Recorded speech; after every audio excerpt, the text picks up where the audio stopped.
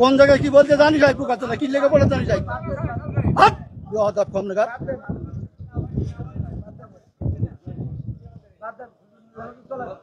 একদম বাস্ত করে দেবো চোখ একদম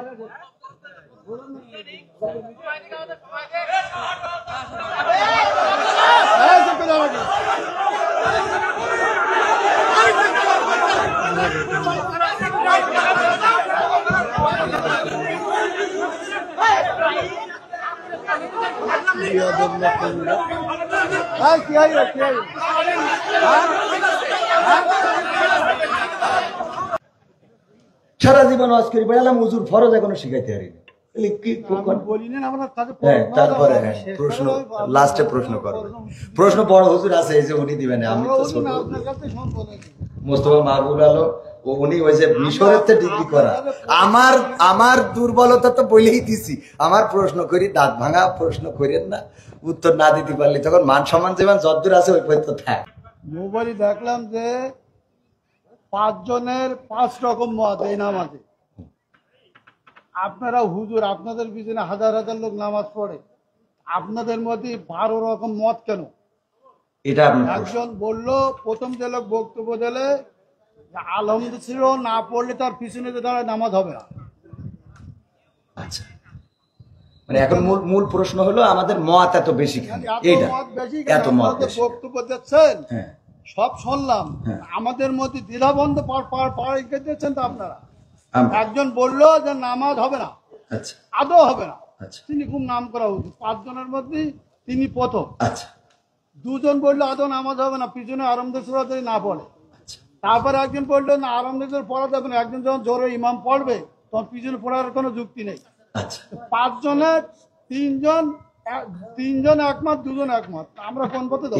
এখানে বিষয়টা হলো ইখতিলাফ আলেমদের না বাবারে। আমার তো তাহলে এবার আমি একটু উত্তর দিই, সেটা হলো আমি তো অত বড় হুজুর এই বিষয়ে বড় হুজুর উত্তর দিক নাকি? আমি শুধু এতটুকু বলি, সেটা হলো ইখতিলাফটা আলেমদের এই ইখতিলাফ এটা এখন শুধু না, বিশ্বনবী সাল্লাল্লাহু আলাইহি সাল্লামের সাহাবীদের যুগেও ইখতিলাফ ছিল, এটা মত পার্থক্য থাকবে।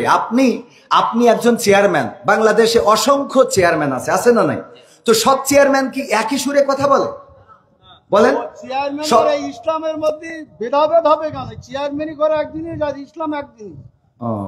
চেয়ারম্যান আর ইসলামের মধ্যে আপনারা তো বুঝাইতে পারবেন না। আমি যদি বলি যেমন আপনি একজন আলহাজ মানুষ, দেখেন আপনি সব বাদ দেন, ইসলামের বেসিক কিছু নিয়ম আছে। ইসলামের কোনো সম্পর্ক নেই। আচ্ছা, ইসলামের তো আপনি হজটা করেছেন তাই না? হজ করেছেন না? আমি যে প্রশ্নটা আপনার কলম বেগান আর 600 লোক আছে, আপনি সঠিকভাবে উত্তর সঠিকটা আপনি তো উত্তরের আগেই তো বকর করতেছেন, আমার উত্তরটা দিতে দেন, আমার কথা তো বলতে দেবেন, তা বলতে না দিলে আমি কি করে বুঝাবো? ফালতু কথা বলি যে বলো, খবরদার ল্যাঙ্গুয়েজ সোজা করেন না, সোজা করে দেবো কিন্তু ল্যাঙ্গুয়েজ সোজা করে বলেন। আমি বলছি আমার কথা তো বলতে দেবেন, ল্যাঙ্গুয়েজ সোজা করে দেবো কিন্তু একদম বিয়াদব লোক কম নাগাদ ভগর করতে আমি খাবার দেবো, একটা চোখ মুখ বাস্ট করে দেবো কিন্তু একদম।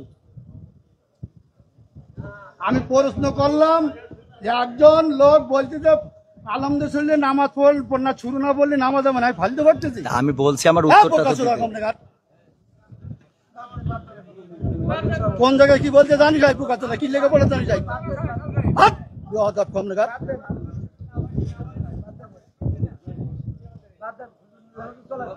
একদম বাস্ত করে দেবো চোখ একদম।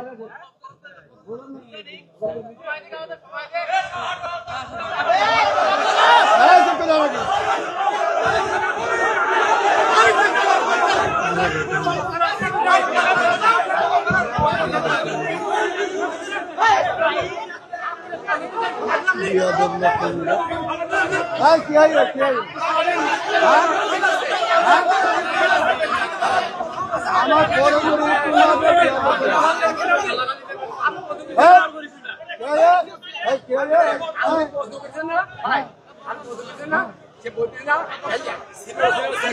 খারাপ ল্যাঙ্গুয়েজ বলবো